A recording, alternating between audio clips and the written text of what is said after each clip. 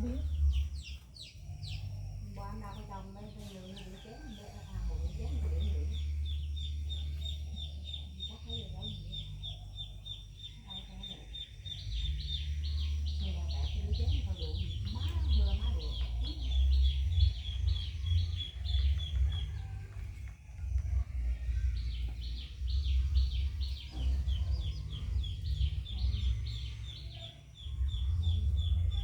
15 giờ rồi còn quay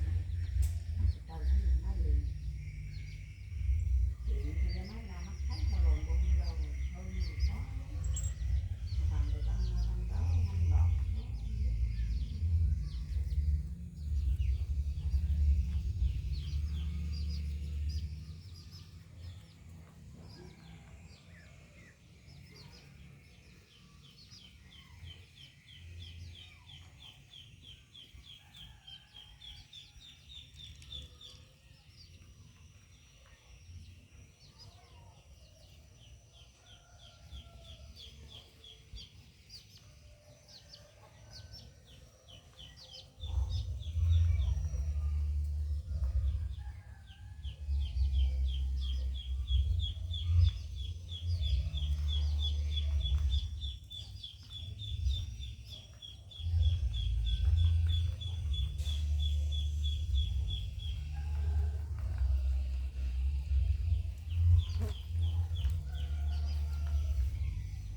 Rồi nó sáng còn bán này bán ngoài kia cũng không sáng này.